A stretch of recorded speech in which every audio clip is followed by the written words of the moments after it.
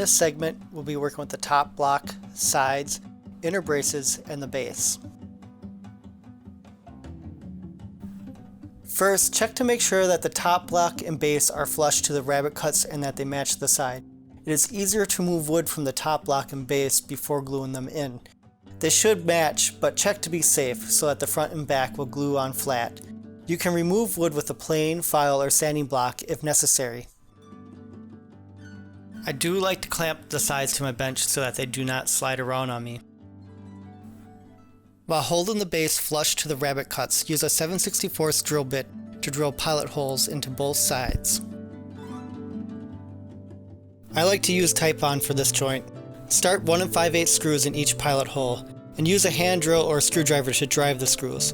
I like to set some torque on the hand drill so I don't strip out the screws. I like to use the top block to guide the sides for when attaching the other side to the base. It's a good idea to use a wet rag to clean off any glue. The top block is one of the more difficult parts to clamp, so I would like to show you several different methods for doing this.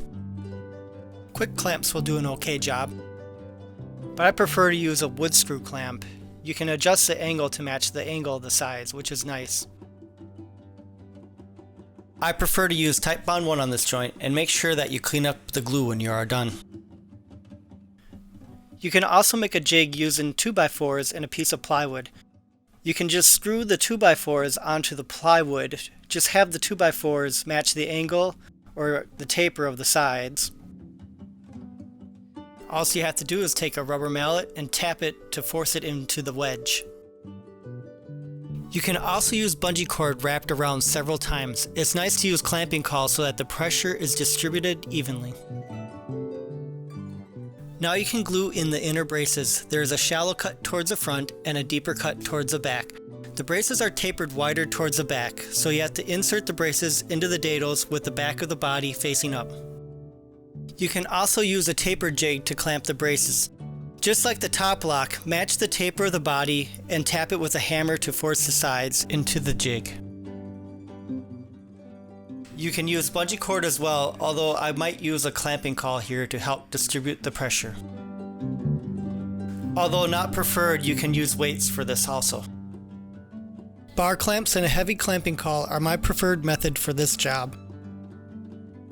Finally, it's a good idea to clean the glue before it dries. I hope that you found this to be helpful. Now the body is ready for the back and the soundboard to be glued on.